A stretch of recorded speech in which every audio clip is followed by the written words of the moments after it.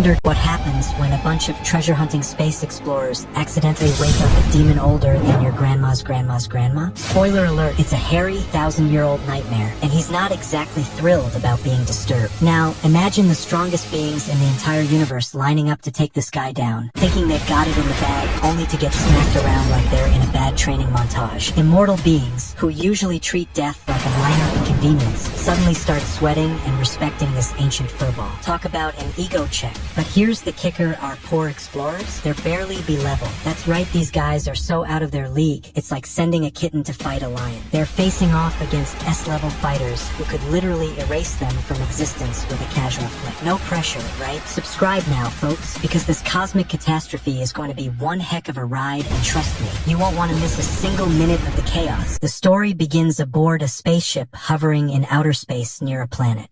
The captain asks her crew member, Sunja, if they're in the right place, as the surroundings seem off. Sunja reassures her that the location is correct. The planet ahead of them is indeed their destination, Earth. Another crew member, Robert, finds the situation odd, noting that while they are in the right spot, the planet appears to be drenched in radiation and devoid of oxygen.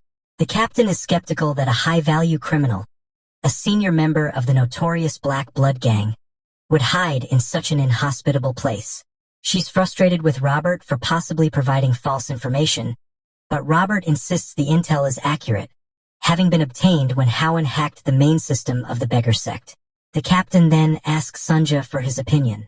Sunja, while working on some repairs, remarks that if Howen indeed came to Earth, it would be a suicide mission because the oxygen levels are dangerously low and radiation levels are off the charts. Curious, the captain asks if a human could survive there.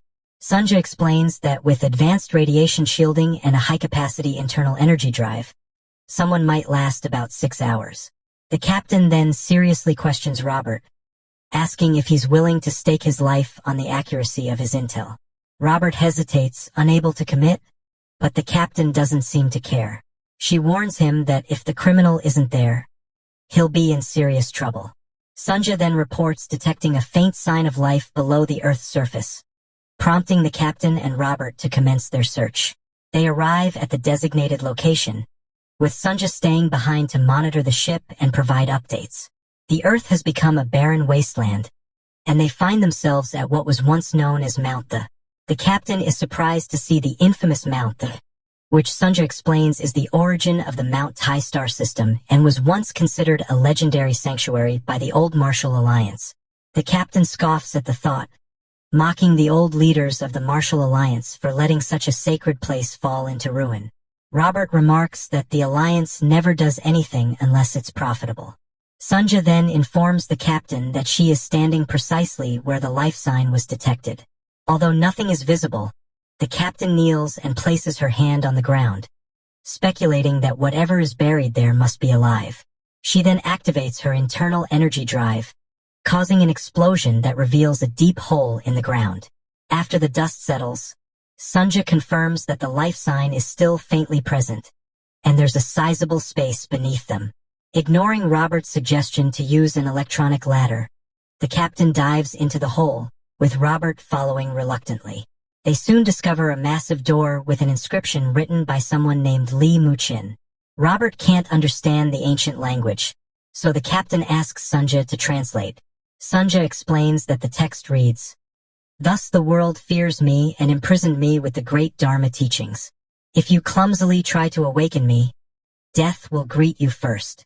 Robert assumes the criminal is behind the door, but the captain dismisses his idea, noting that the inscription is far too old to be from their target. Despite the warning, she decides to open the door, thinking there might be something valuable inside. They are startled to find a figure sitting at the top of a staircase. Although it looks human, they can't be sure what it is. Driven by curiosity, the captain approaches the figure, which is covered in a thick beard and seated in a meditative pose. Robert asks if it's alive or human, doubting that it could have survived being buried for 2,000 years. The captain doesn't answer. She cautiously touches the figure's nose, but there's no reaction, until suddenly, there's an electric spark. The captain is stunned, but before she can react, the figure releases a powerful wave of energy that shoots out of the ground, nearly destroying their ship in space. Sunja, alarmed by the sudden energy surge, tries to contact the captain, but gets no response. Amid the dust and chaos, the captain coughs up blood, having sustained internal injuries from the explosion. She is in shock, struggling to comprehend what just happened. She sees Robert unconscious on the ground. The mysterious figure appears before her and demands to know who she is and why she dared to awaken him. The captain, still in shock, can't answer. The figure speculates that she might have come to challenge him and questions whether a martial artist strong enough to face him has finally emerged. He urges her to speak and explain her reason for awakening him, but she doesn't understand a word he's saying. Realizing the threat, she activates a real-time translation mode. The figure raises his hand to kill her if she doesn't respond. Sensing the danger, the captain desperately uses her powers to defend herself. The clash of their powers is intense, and though she manages to block the attack, she is left exhausted and nearly powerless. Her system warns that her energy drive is nearly depleted, leaving her vulnerable. The figure critiques her technique, recognizing it as the Quantum Golden Summit Divine Art and the Red Mist Divine Palm, but notes that her skills are impure, suggesting she learned them through theft, calling her a grave robber. Enraged, he begins to levitate, furious that a mere thief disturbed his eternal slumber. The captain, frozen in fear, watches helplessly as the figure prepares to strike again. However, to her surprise, the figure suddenly collapses. Confused, she turns to see Robert regaining consciousness. He speculates that the figure died from exposure to radiation without any shielding. But Sunja, monitoring from the ship, informs them that the figure is still alive, with normal breathing and pulse. The captain is shocked and wonders why it collapsed. Sunja explains that the figure likely fainted from energy depletion. It was starving. Later, back on their ship, Robert is incredulous that the captain brought the mysterious figure on board instead of leaving it behind. He reminds her how dangerous it was, even comparing it to a radioactive cockroach, which would at least have some value. The captain, however, insists the figure is worth a lot of money, though the others have no idea what she means. She asks them what the most valuable cultural heritage is today, and Sunja replies, ancient. The closer a martial art is to its original form, the higher its value. The captain confirmed Robert's observation, explaining that this individual was likely an ancient martial artist from 2,000 years ago, a legendary period when martial arts were at their peak. Even the most basic FG grade techniques from that era could fetch at least 10,000 credits. But this person wasn't just at a low level. They were an unimaginable grandmaster, likely S rank or even higher. Robert was stunned, realizing that if the person truly was an S rank, they'd struck gold. But then he asked the crucial question, what if the person wakes up? The captain confidently told him not to worry, boasting that she had bound the individual with celestial silkworm thread, a material so strong it's used for spaceship repairs, and even the head of the Shaolin sect couldn't cut it. However, to her shock, the individual easily broke free and, with a terrifying killing intent, furiously rebuked them, saying, "How dare you lowly grave-robbing thieves try to desecrate me? I will tear you to shreds." The captain and Robert immediately assumed a defensive stance, but to their surprise, Sunja suddenly appeared before the individual with a tray of sausages. They couldn't believe their eyes, but amazingly, the person's anger subsided as they aggressively devoured the sausages. While they watched in disbelief, the captain asked Sunja how he came up with such an idea. Sunja simply replied, "He's been starving for a long time, so the best thing for a hungry beast is sausage." Hours later, the captain explained everything to the individual, clarifying that they weren't grave robbers but bounty hunters who accidentally woke him up.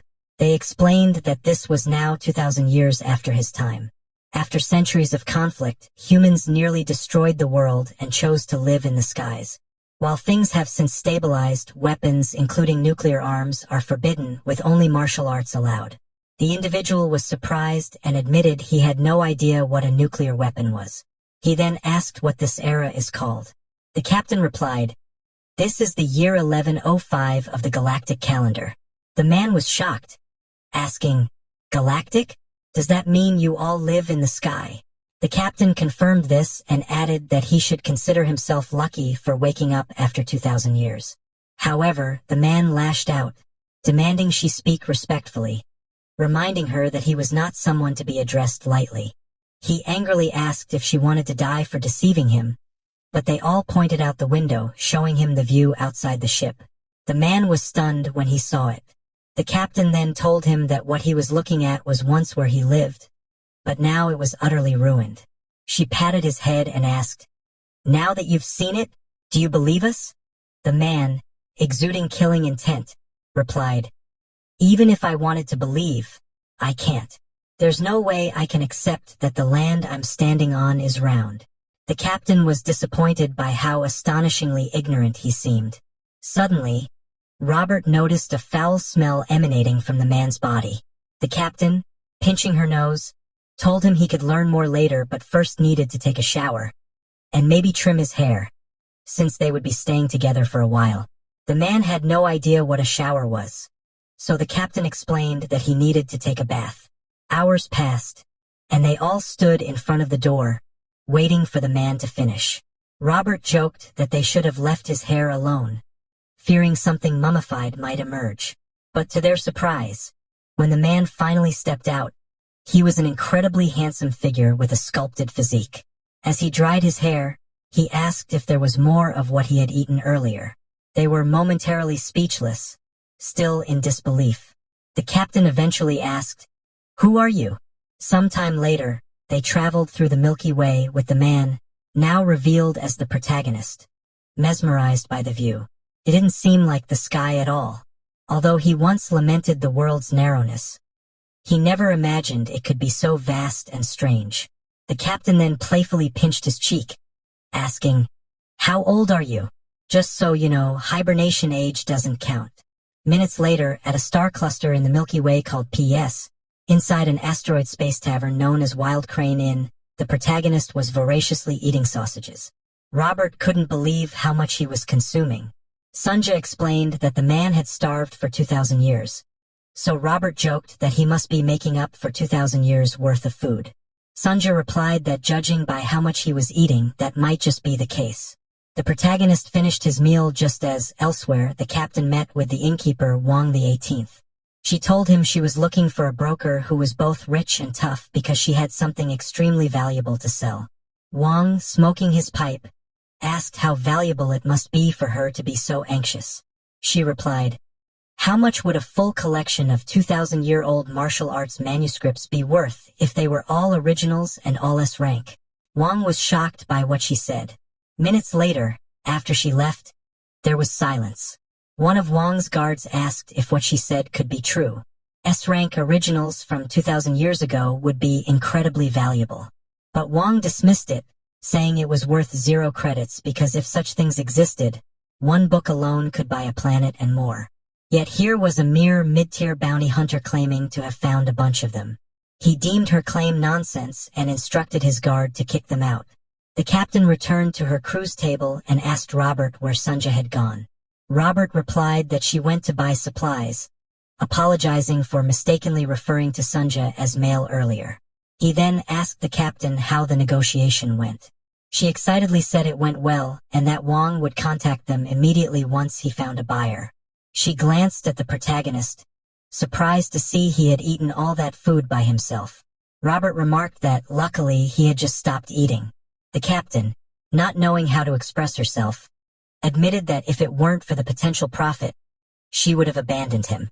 Suddenly, the door opened, and several people dressed in purple and black entered, exuding an aura of majesty and mystery.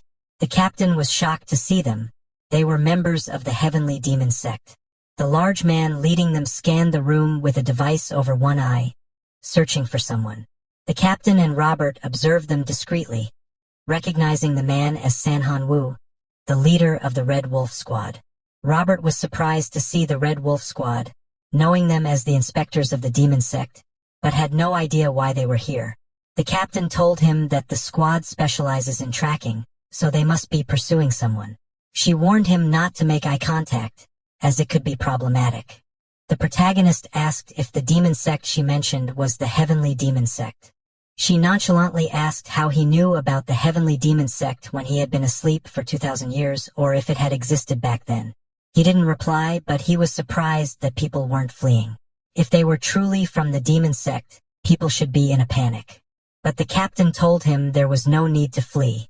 Although the heavenly demon sect had its quirks, they prided themselves as the foremost orthodox sect in the entire universe and were indeed the best. The protagonist was in disbelief but also elated that the heavenly demon sect had become an orthodox sect.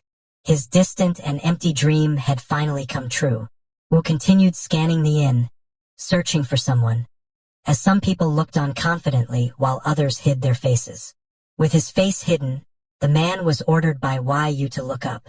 As the man complied, Yu's scanner activated, revealing his identity.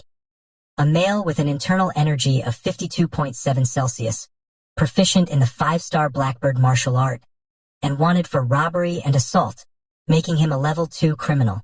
Yu told the man that it was his lucky day since he wasn't their target, but advised him to surrender to the Martial Alliance to avoid future consequences. Unexpectedly, our protagonist began patting the man's head, overjoyed as if his seemingly impossible dream had come true through the efforts of the younger generation. Everyone in the inn was shocked, unable to believe what they were witnessing. The protagonist admired the young man's achievements, hugging his head while expressing sympathy for the hardships the younger generation must have faced to reach such heights. Yu, barely containing his anger, asked the inn's patrons if the protagonist had any intelligence issues. Robert nervously stepped forward, stammering that the protagonist didn't have intelligence issues, but that his social skills were somewhat lacking.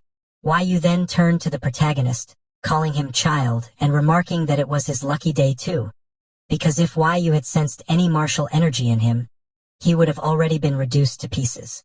He attempted to remove the protagonist's hand from his head, but it wouldn't budge. Perplexed by the immovability of the protagonist, Yu realized that brute strength wouldn't work. He activated his internal energy, maxing out his blood wolf demon art, and furiously demanded that the protagonist stop fooling around. The intensity of Yu's energy surprised everyone, even his underlings. However, the protagonist swiftly returned to stand beside the captain and Robert, completely unaffected by Yu's powerful outburst. Yu was incredulous, wondering aloud if he was in poor condition. He then demanded the protagonist's identity, shocked that the protagonist was still alive despite Yu's clear intent to kill him instantly. To his astonishment, when he tried to retrieve the protagonist's details, everything came up unconfirmed. Gender, internal energy, martial arts, none of it registered in the system. It was as if the protagonist was a pure natural being with no internal energy, yet somehow still alive after being attacked. The protagonist calmly told Yu that it appeared he had mastered the Blood Wolf demon art, a lower-level technique among the heavenly demon body cultivation arts. However, he noted, Yu's internal energy and chi were not in harmony due to a flawed training method. The protagonist offered to personally correct it, calling it the opportunity of a lifetime for Yu. But unlike others who might immediately prostrate themselves before the protagonist, recognizing the truth in his words, Yu called him a lunatic and attacked with his red wolf demon claw. The protagonist effortlessly dodged the attacks without even moving from his spot. Yu unleashed multiple slashes, then switched techniques from Red Wolf Explosion to Red Wolf Tremor Wave and Red Wolf Ghost Claw, but nothing worked. The protagonist, faster than Yu could imagine, began analyzing Yu's strengths and weaknesses while dodging. He observed that Yu had sufficient internal energy and precise form, but something was off. Finally, as Yu attempted another strike, the protagonist grabbed his head and slammed it into the ground, commanding him to stop his nonsense because his skills were crude. Everyone in the inn was in disbelief. The protagonist then lectured Yu, saying that although he had learned the technique properly, he hadn't truly understood it. True martial arts, he explained, aren't just about imitation but about adapting and making them one's own. He told Yu to get up if he understood, but there was no response. After all, how could anyone get up after having their head slammed into the ground with such force? Yu's underlings, also in shock, rushed forward to take down the protagonist for daring to lay a hand on their platoon leader. What followed was a brutal confrontation. Hours later, in District 32 of the Heavenly Demon Sect, the scene from the inn was replayed on a screen. The district commander, Zhang RTO, couldn't believe what he was seeing. Yu and his entire squad had been knocked out cold. The senior elder, Zhou Chanro, who had come to report the incident, informed the commander that Yu and his squad had suffered severe bruising but were not in any life-threatening danger. However, RTO didn't consider this fortunate, seeing it as a humiliating defeat against an unknown stranger. Chanro confirmed that Mu Qin, the protagonist, wasn't registered in the Martial Alliance database, though his companions were. They were a group of bounty hunters known as Seville, who mainly dealt with B-class or lower petty criminals. The team was led by S. Young, known as the Blazing Devil, a well-known bounty hunter with ties to both orthodox and unorthodox worlds. Despite the incident, the Seville crew had left Wild Crane in but could still be tracked. Chanro suggested sending a pursuit team, but the commander decided to handle the matter personally. He pressed a green button, bringing up a screen that displayed a figure. The person on the screen addressed the commander, asking if there was a request for their Greenwood group. Meanwhile, sometime later, the captain and her crew were navigating through the Milky Way. Mu Qin, now identified by his name, sat calmly, holding a knife and fork, waiting for his meal. The captain, S. Young, and Robert stood nearby watching him. Robert nervously remarked to S. Young that she must be just as scared as he was, considering how Mu Qin had effortlessly subdued Yu and the Red Wolf platoon with a single blow, despite them being A-rank martial artists. S. Young, trying to maintain her composure, boastfully claimed that she could also win if she fought them seriously, although she acknowledged they were at the lower end of the A-rank spectrum. Robert added that he might have been able to scratch them a little if he put his life on the line, but Mu Qin had swatted them aside like flies. S. Young then approached Mu Qin, slamming her hand on the table and demanding they talk. Mu Qin, serious, replied that he would only talk if there was food. Ignoring his request, S. Young insisted they talk first, asking for his name. When he didn't respond, Robert suggested she use honorifics, but she persisted, asking again if he was deaf. Just then, Sunia arrived with a tray of sausages, but S. Young told Mu Qin not to even think about eating until they were done talking. After a brief silence, Mu Qin finally responded, revealing his name as Li Mu Qin. From this point forward, Mu Qin would be referred to by his name, and the captain would be known as S. Young. S. Young then asked Mu Qin about his identity or past profession, but there was no immediate response. After a moment, Mu Qin replied that his past profession was the Supreme Heavenly Demon. S. Young, incredulous, wondered aloud if they had somehow fed him bad hot dogs. Suddenly, the ship's emergency alarm blared. S. Young and Robert were startled, unsure of what was happening. Sunia, responsible for ship security, informed them that they were being targeted at close range. S. Young rushed to assess the situation, quickly realizing that the attackers were not from the Heavenly Demon Sect seeking revenge for Mu Qin's earlier encounter, but rather the Greenwood, their ships surrounding the Seville cruise vessel. Among the attackers was the leader of the Galaxy Division of the 72 Strongholds of Greenwood, known as the Black Tiger of the Crescent Moon, Kim Spam. A subordinate reported to Spam that the Seville ship had been confirmed, and the bounty targets were surrounded. Spam, considering his next move, was asked if they should fire the EMP capture round, but he remained silent, leaving the situation on a knife's edge. Surrounded by bounty hunters, Sunbomb received confirmation that the ship indeed belonged to a group led by the Blazing Devil, Ser Young. He was puzzled as to why the Heavenly Demon Sect would bother with such a small group, but the reason soon became clear. The bounty request from the Heavenly Demon Sect wasn't for capture. It was to erase Ser Young and her crew from existence. Sunbomb found the request odd, suspecting that Chanro, who entrusted the task to them, had ulterior motives. Given that the Heavenly Demon Sect was more adept at taking lives, Sunbomb was convinced there must be a trap aboard Ser Young's ship. Despite being surrounded by a fleet of ships, Ser Young showed no signs of fear, initially assuming the bounty hunters had come to rob them. However, Robert doubted this, pointing out that such a large fleet wouldn't target them for robbery, especially since they were poor and not worth the trouble. Understanding his point, Ser Young confidently stated that it didn't matter. They could just beat the Greenwood scumbags and toss them out if necessary. But Sunia warned them that it wouldn't be that simple, as they were dealing with the Galaxy Division of the 72 strongholds of Greenwood, and it seemed the entire division had been mobilized. Ser Young was taken aback, asking if this meant the division leader, the Black Tiger Kim Sunbomb, was also present. She admitted that even she couldn't easily defeat Sunbomb. Robert, more realistic, told her she'd be dead within 3 moves if she faced him directly. Despite her bravado, Robert could tell she was just trying to act strong and suggested they surrender quickly since they had nothing to lose. After thinking it over, Ser Young decided they would let the enemy fire the EMP capture round to cut off their ship's energy, allowing them to board and search the ship. They would even donate anything unnecessary for survival if the enemy wanted it. Robert, surprised, pointed out that her plan was essentially surrendering. Meanwhile, Mu Chin was admiring the view from the ship, oblivious to the danger. Ser Young approached him and patted his shoulder, telling him the ship would shake a bit when the EMP hit, but he shouldn't panic as the space laws forbade the use of destructive power. She then left him, realizing he didn't seem to understand what she was saying. On her way out, she casually told him not to interfere, as the enemies would leave once they took what they wanted. However, if a fight broke out and things escalated, she couldn't guarantee their survival.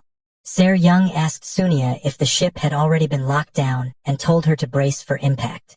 But to her shock, Sunia informed her that the enemy wasn't firing an EMP.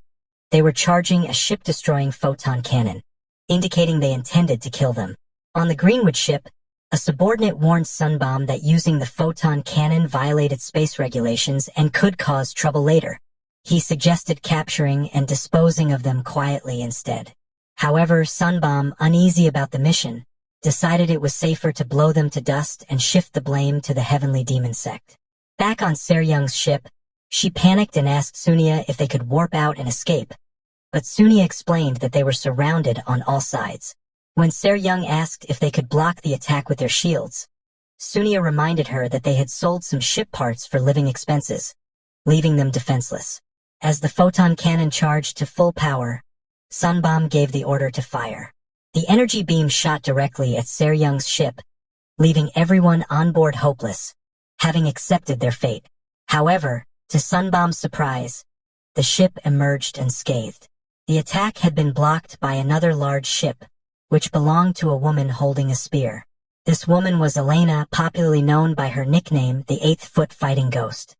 This development shocked Ser Young, Robert, and Mu Jin, while even Sun Bom, the leader of the Galaxy Division of the 72 strongholds of Greenwood, was baffled by Elena's sudden appearance.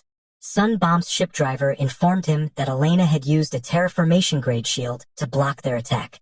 Although they could potentially penetrate it by maxing out the photon cannon's output, Sun Bom decided against it, not wanting to escalate the situation into a space war, especially since Elena wasn't someone they could handle easily. Instead, Sun Bom decided to meet her in person, teleporting over to her ship.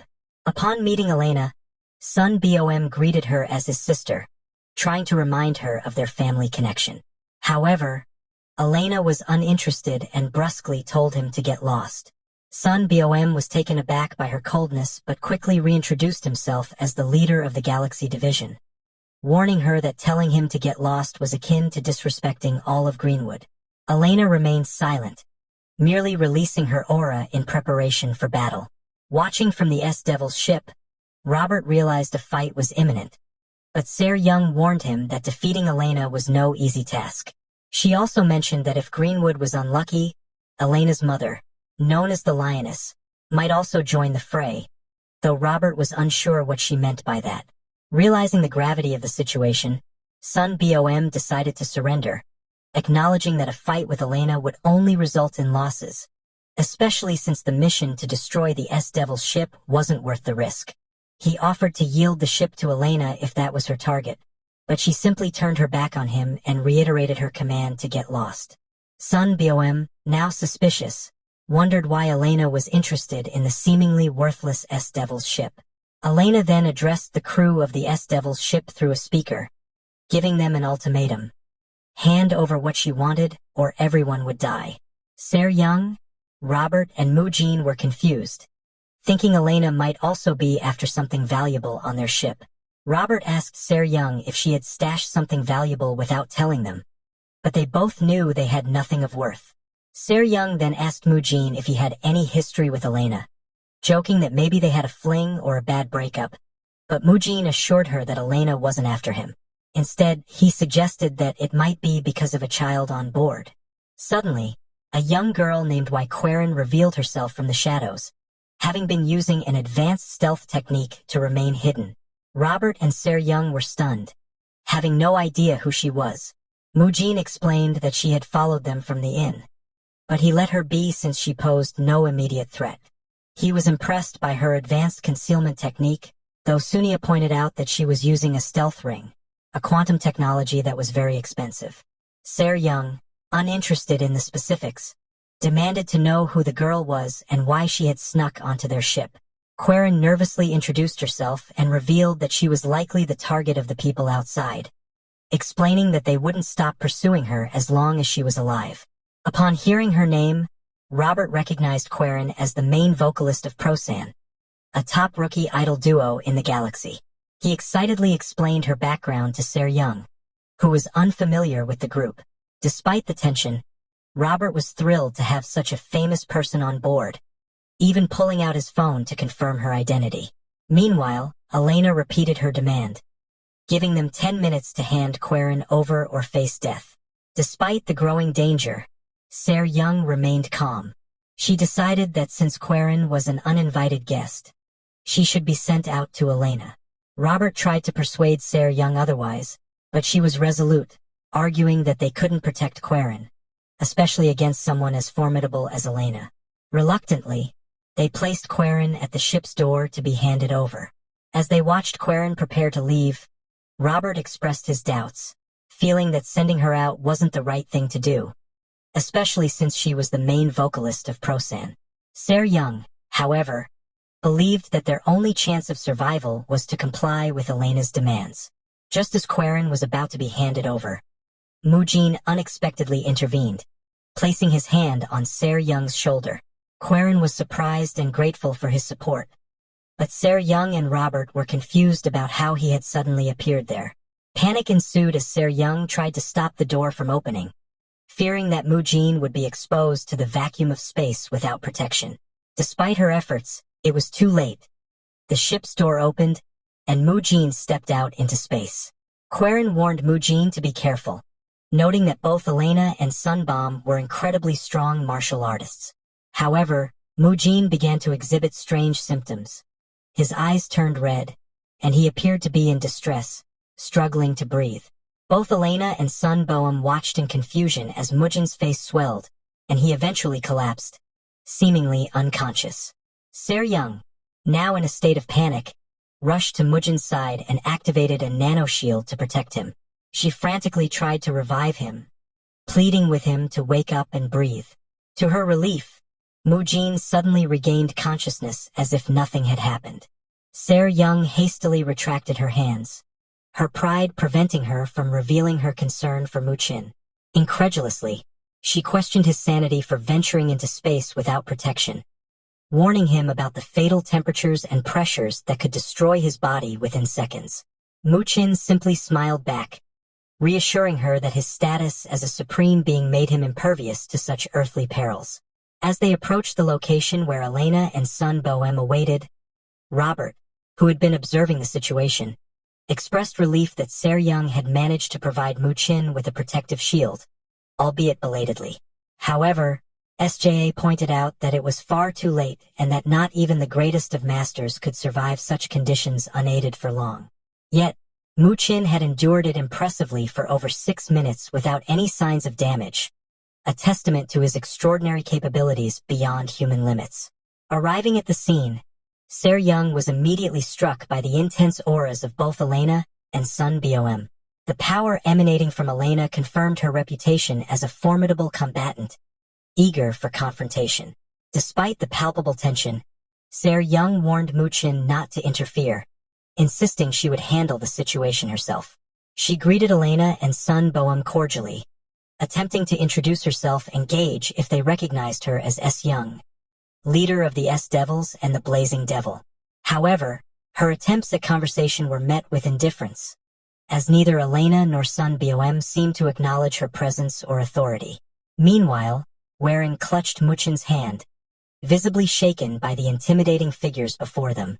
Muchin comforted her, ensuring there was no need for nervousness, as he was there to protect her. He then shared with her that Elena was not merely human but a fighting ghost, renowned since her youth for seeking and defeating opponents across the galaxy in her custom-built spaceship turned fighting arena. Ser Young attempted to defuse the situation by proposing they discuss matters peacefully as fellow Central Plane residents. However, Elena's only response was through her sword, launching an energy attack that enveloped Ser Young in smoke and debris. After the smoke cleared, Ser Young, unharmed, reprimanded Elena for her rash aggression, emphasizing her wish to talk rather than fight. Sun Bom quietly admired Ser Young's agility and skill in dodging the attack, though he internally noted that provoking Elena might lead to a more painful demise. Amidst the confusion, Muchin and Warren were surprised to find themselves unscathed. Muchin lightly reassured Warren, downplaying the attack as a mere child's prank despite its fierce appearance. Elena then prepared for another strike, cautious of Muchin's enigmatic abilities. Despite Ser Young's pleas for him not to get involved, Muchin stepped forward, challenging Elena directly. He insisted that any grievances with Warren be directed through him, declaring his protective stance over her. Sun Bom, attempting to assess Muchin, found no data or internal energy signatures, leaving him puzzled about Muchin's true nature. As tensions escalated, Muchin boldly instructed Elena to leave if she had no legitimate business. Suddenly, she launched an attack that clashed intensely with Muchin's defenses. To everyone's astonishment, Muchin effortlessly blocked her spear with one hand, questioning her motives for the confrontation. Is he did it without internal energy. Majin then said to Elena, "There is something odd about you. You are utilizing the radiant sword technique of Dangkong sect with a staff, which is one thing, but channeling the Shaolin's great Brahma divine art for internal energy is surprising. Moreover, what surprised him the most is the fact that she's so young but already has internal energy surpassing that of 3 cycles. So he wondered if she experienced a fortunate encounter or something else. Just so you guys know, a cycle is equivalent to 60 years worth of energy. So since she has 3 cycles, she should have 180 years worth of internal energy." Elena then increased her internal energy drive to operate at 90%. Majin was quite surprised at the fact that she was able to switch her internal energy to Wang's Red Sun divine art with just her 3 cycles of energy. But surprisingly enough, she didn't stop at that. She increased her internal energy drive to be operating at 95%. Even Sun Bom was impressed at how incredible she was, so he wondered if she's always this strong. Majin realized that she is going all out, so he decided to get serious a little bit. At the same time, Elena, who was busy increasing her energy, got a warning sound from her ring. Going back to the past when she was about to venture out into the world, her mother told her that she wouldn't stop her if she had made up her mind. Although any fight that furthers her training is permitted, death is not allowed. She told Elena that she is already strong enough to face the world because throughout the entire world, there are less than 10 martial artists who can harm her, and even they cannot push her to the brink of death. But she told her to remember one rule. She placed a ring in her hand and then told her that if the ring sounds, then she must flee no matter what because the ringing sound means the opponent is beyond her reach. And if she was to ignore the warning, she'd surely die. At that moment, when she looked Majin in the eyes, voices in her ears were telling her to run away with her tail between her legs without hesitating. They told her to know her place, to just hide away and live since there is nothing she can do. She remembered being introduced to her siblings by her mother. She told her that although they have different fathers, they were all born from her womb, and since they share the same blood, they should stay close to each other. But at that moment, when those thoughts were coming into her head, she increased her internal energy drive all the way to 120%. Majin was quite surprised. Not just him. Everyone on site was surprised at her sudden surge of power. Surprisingly enough, she completely transformed into a more powerful being. Ma Jin was impressed at her unheard-of talent since she was able to undergo transcendental awakening with just a mere transformation.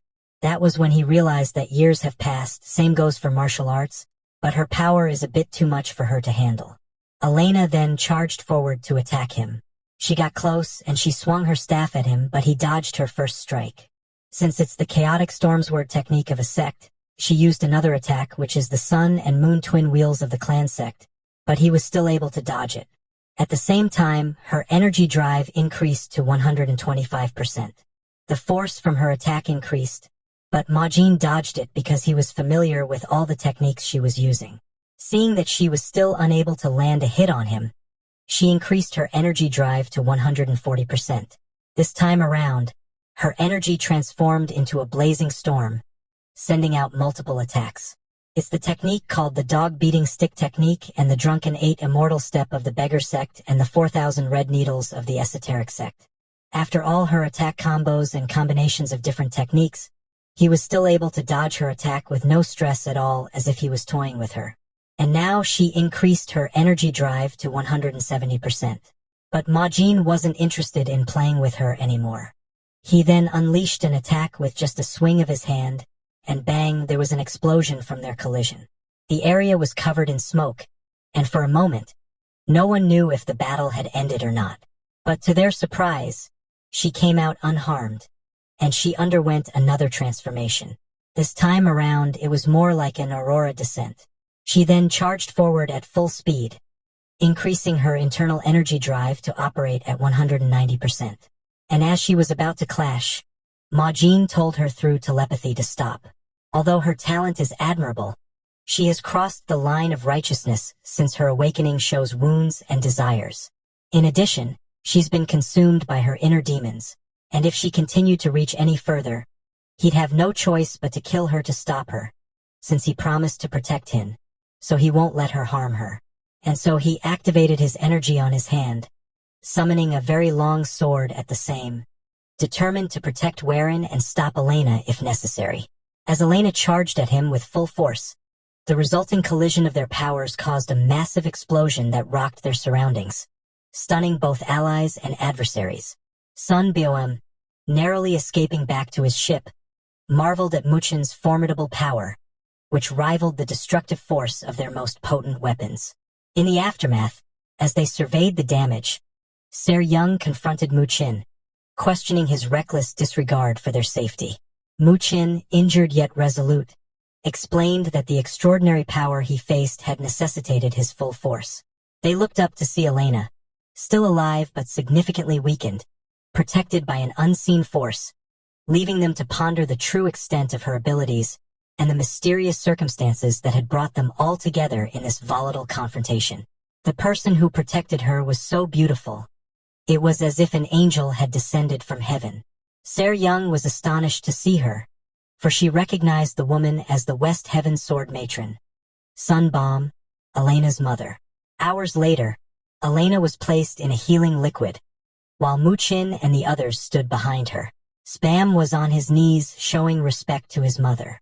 Sunbong politely admitted that he didn't know she would be coming and offered to be punished for his lack of loyalty and filial piety.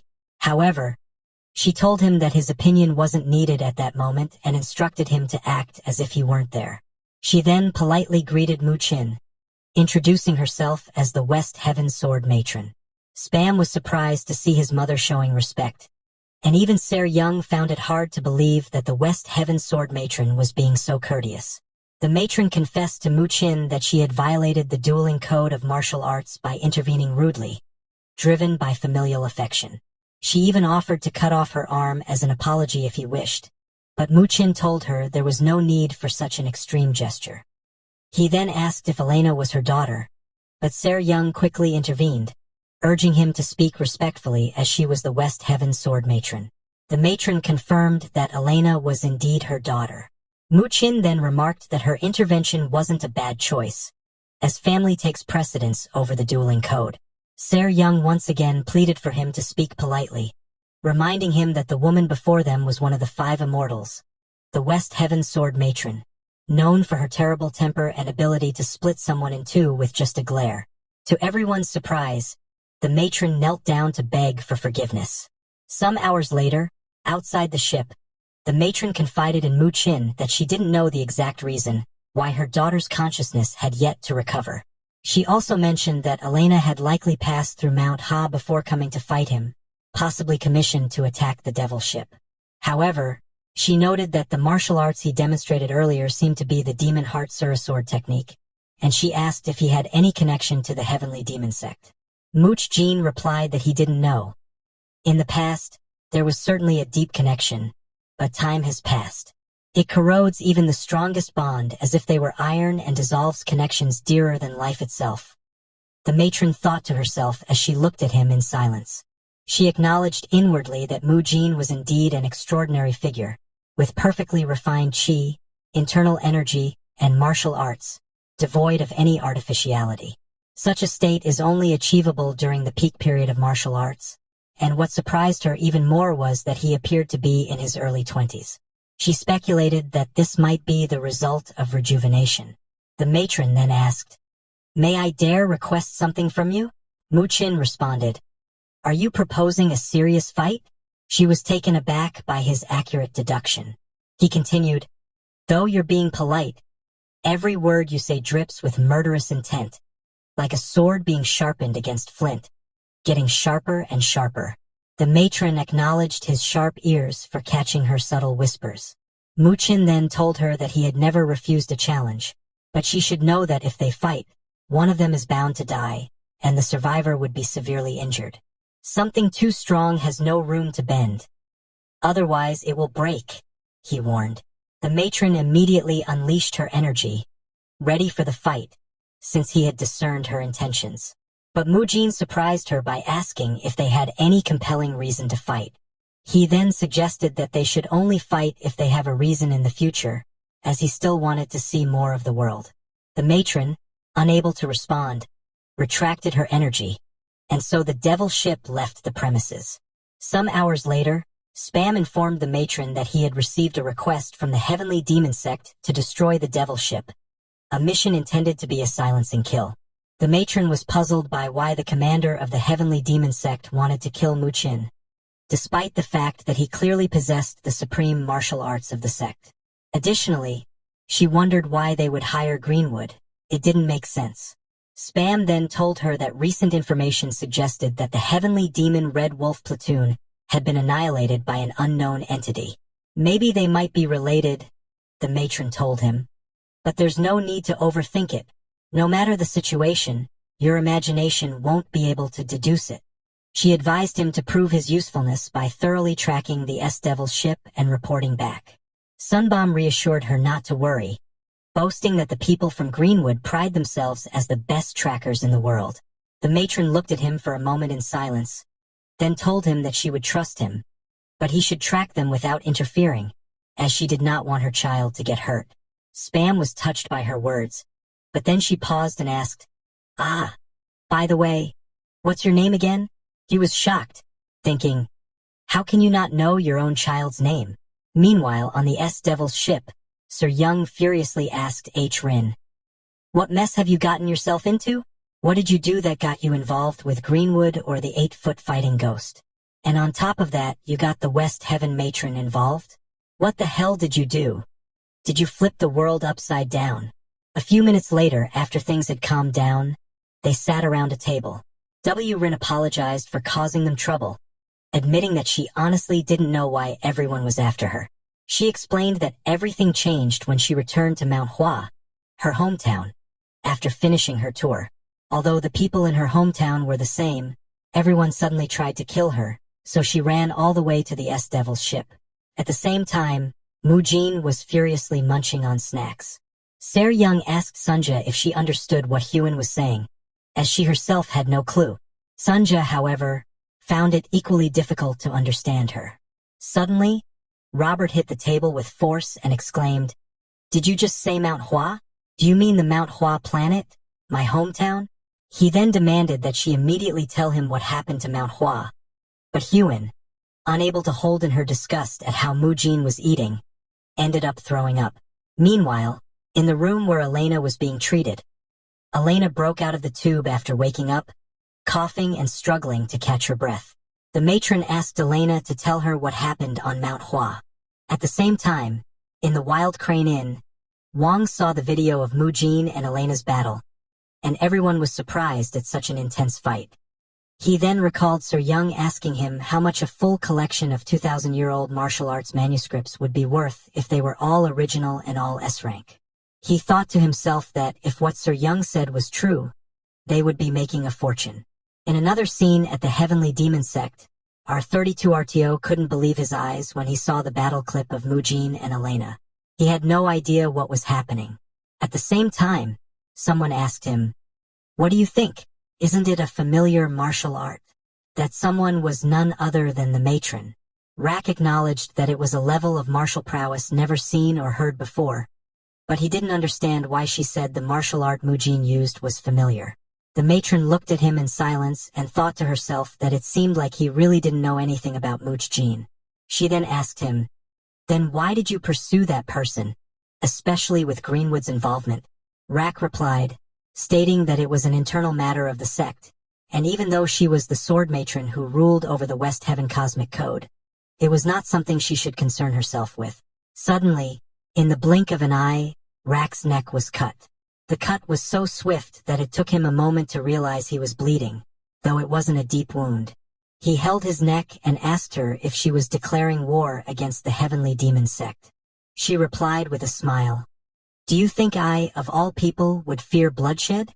Her words reminded Rack that she was a woman who had devoured her own children out of her obsession with martial arts, and she wasn't one to act based on profit and loss. The matron then activated her sword energy, which was so ferocious yet subtle that it was capable of splitting oceans and cutting mountains. She told him to answer her or die. Rack replied, "Isn't the choice obvious? Even if all 1,076 martial artists of District 32 attacked together, there is no way they could surpass the West Heaven Sword Matron." He then activated his own energy to prepare for battle and challenged her to cut down all 1,076 martial artists if she planned on doing so. The matron thought to herself that the stories about the Heavenly Demon Sect getting tougher with each passing day seemed to be true. She then mentioned that the technique Mu Jin used was the Demon Heart Surasword technique, but Rack had no idea what she meant by that. She told him that the sword technique that cut down her daughter was the Demon Heart Surasword technique, which was second in the Heavenly Demon Sect's martial hierarchy. However, Rack loudly proclaimed that it was impossible for that to be the Demon Heart Surasword technique, as it had been a lost martial art for thousands of years and existed only in legends. No one in their sect had ever practiced it. The matron replied that it wasn't her problem if his knowledge was lacking, but she had told him what she knew.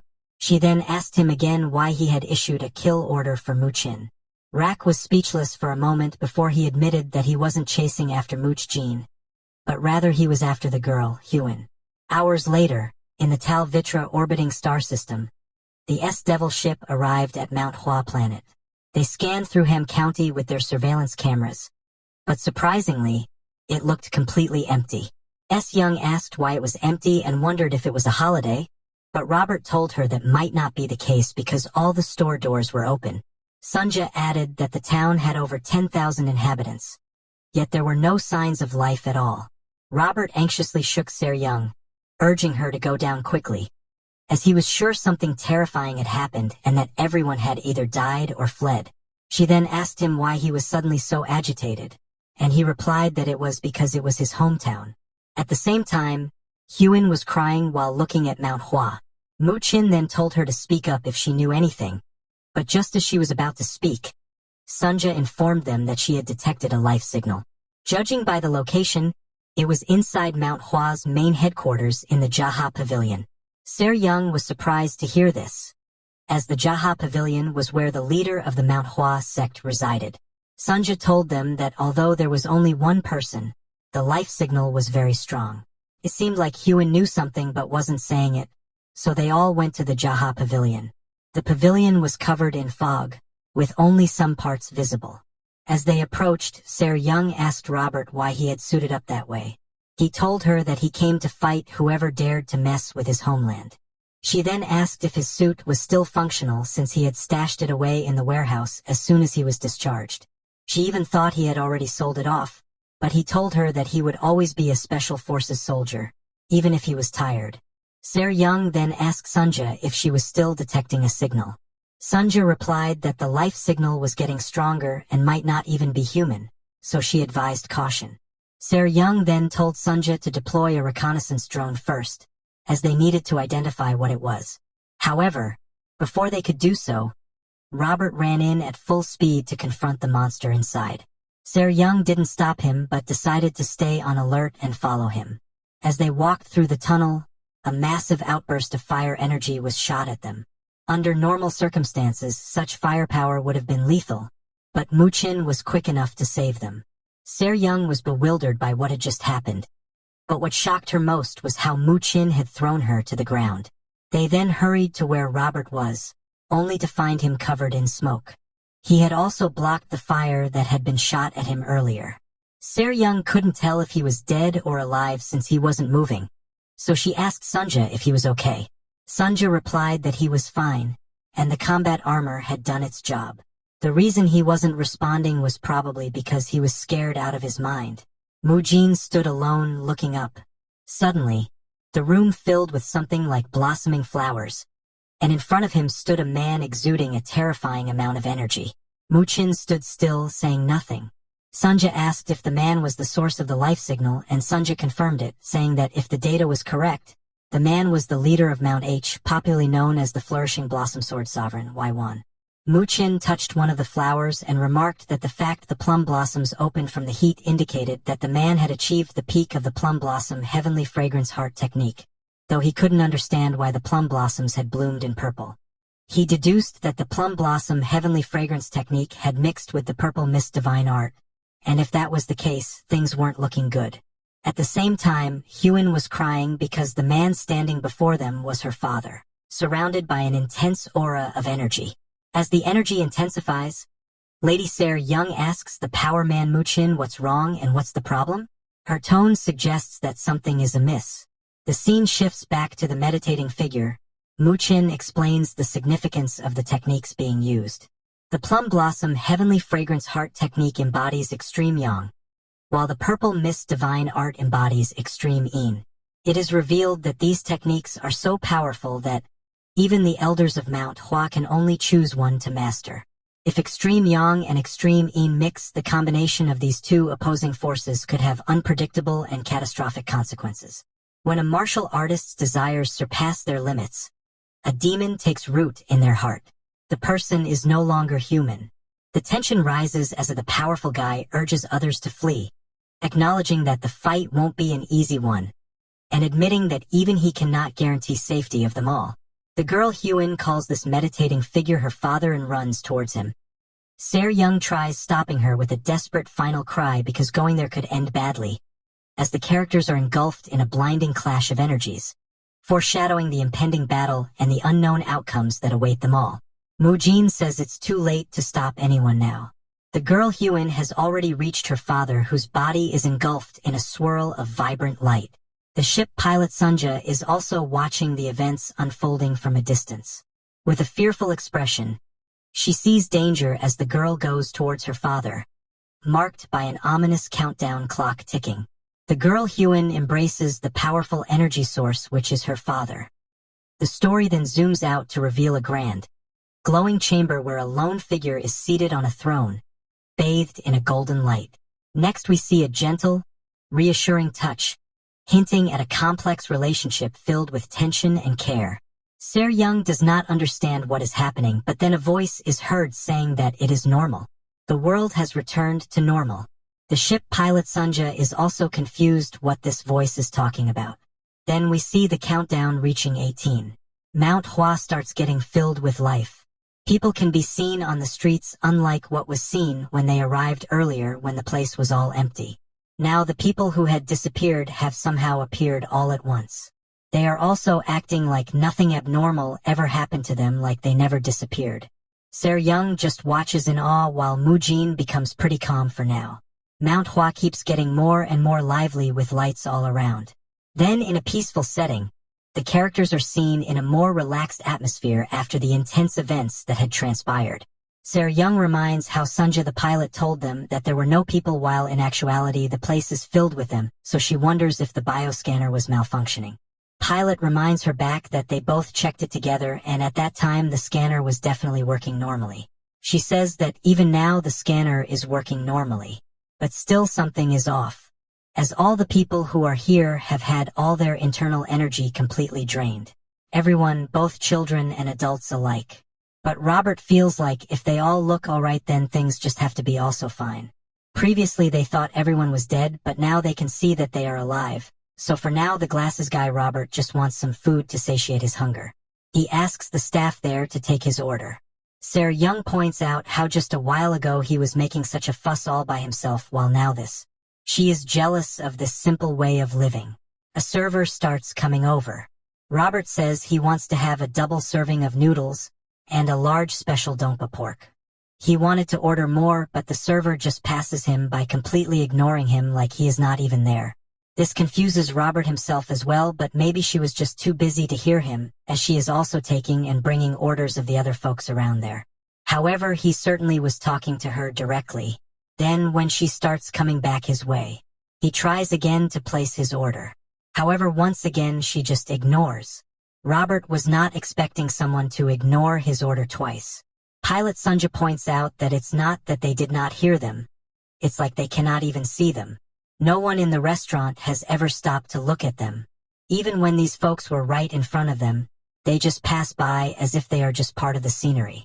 They are not aware of these folks at all, as if they never existed in the first place. Se-ryung just does not want to get involved as she is having a bad feeling about this. Then we see someone pouring tea in a cup. This is that same fellow who was surrounded by that strange aura, but now he looks like just any old grandpa. But still, even though there are guests right in front of him, the girl Hyun says that he is not someone who would rudely drink his tea alone. So this has to mean that his father just cannot see them. He has been like this since she returned from her tour. But the strange thing is he does all his work and tasks normally.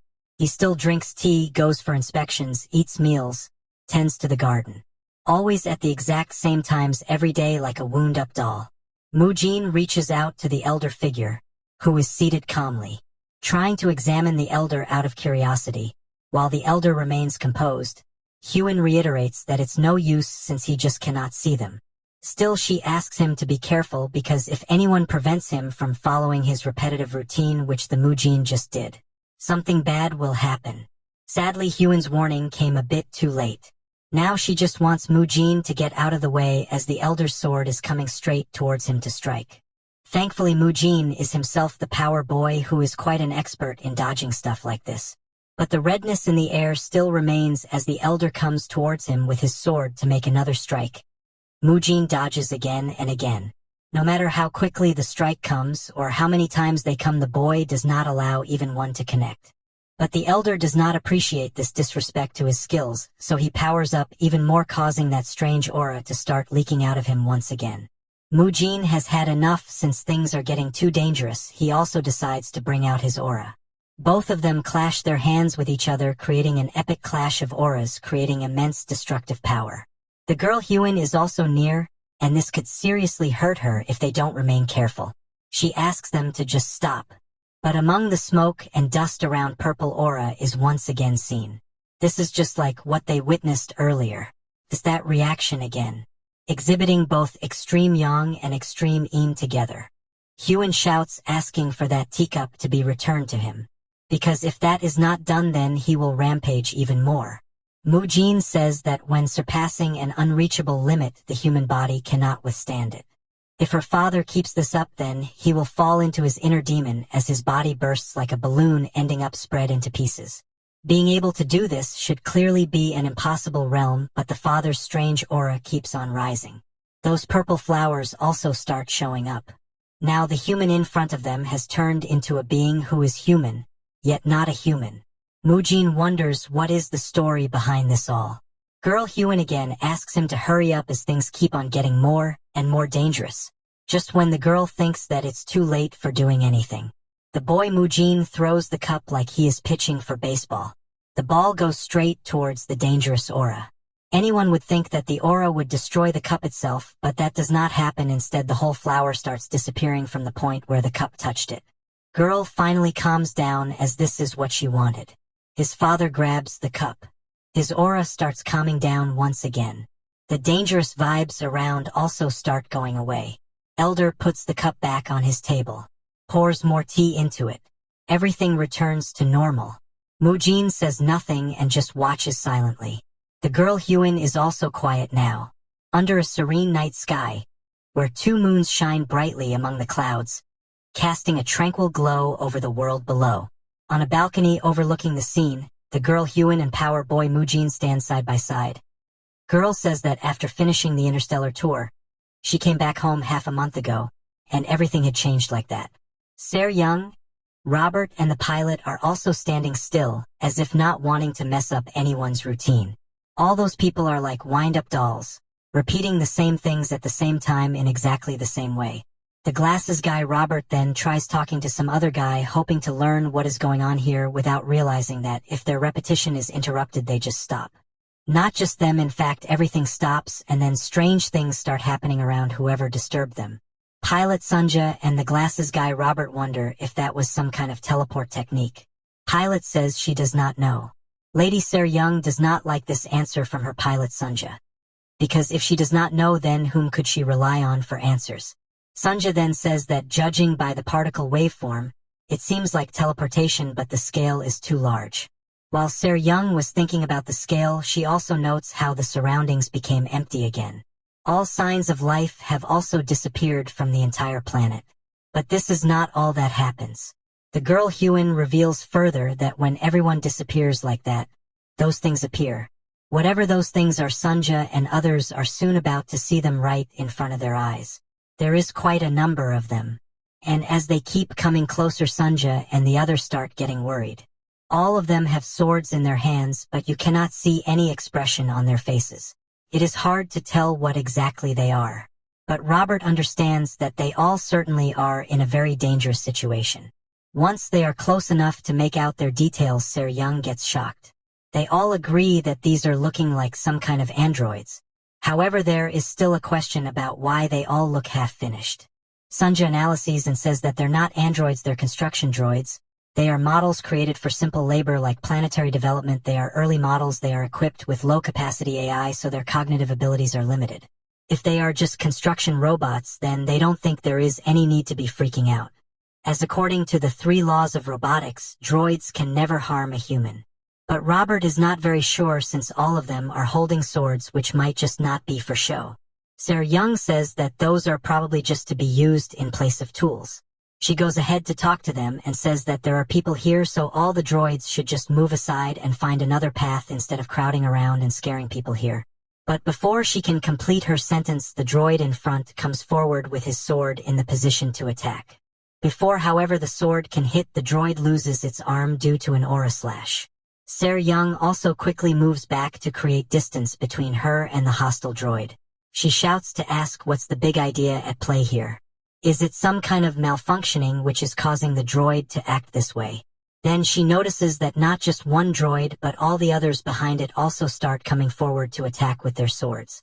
With so many droids attacking, they don't have any other choice than to keep on running as far away from them as possible, but the droids also give chase. When the girl Huan came back after finishing the tour, she got attacked too. That was the reason why she had to flee and keep on hiding using that stealth ring. If it hadn't been for her father, she probably wouldn't have survived. Around this area filled with ominous energy, she is not sure why, but the fact is that for some reason they never come to this place. Her father wanders this area, then sits on the throne for some time where he meditates, causing that purple aura to engulf him. Maybe those droids are scared of him, or maybe he has got something to do with having the commanding power over them. Also, strangely enough, even when everyone else disappears, her dad still remains. But with this dangerous aura emanating from him, her daughter just never feels at ease. Her concern for her father just keeps on growing as long as he keeps on staying in that state. Mujin says that her father is still hanging on. She fails to understand what is the meaning of these words. The scene then shifts towards where Ser Young, Sunja and the glasses guy Robert is trying to survive the droid attacks. It is a scene of a chaotic battle against a horde of malfunctioning or aggressive androids. Everyone is confused and alarmed, questioning why the androids are acting this way, wondering if they are malfunctioning or if the androids no longer perceive them as humans. Soon the realization dawns that these are combat androids, specifically designed to attack humans.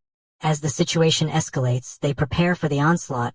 Robert uses his brain to figure out how are these androids capable of attacking humans. Such combat androids can only be possible under a specific condition. Sarah Young shouts to alert others that the droids are coming again with their swords to fight. She is determined and protective while commanding the ship pilot Sunja to hold on tight and hide well, while she readies herself to fight, wielding a sword. The battle ensues with the androids launching a fierce attack while flying in all directions. But suddenly a huge explosion happens where those droids were, catching everyone by surprise. They are momentarily stunned, wondering what just happened. Then behind them they notice the glasses guy Robert in his combat suit, shockingly revealing to them that they are not droids. Then he further puts forwards his theory that the droids they are facing right now are Iron Gangshur, reanimated corpses or zombies, but with a mechanical twist. Basically droid zombies.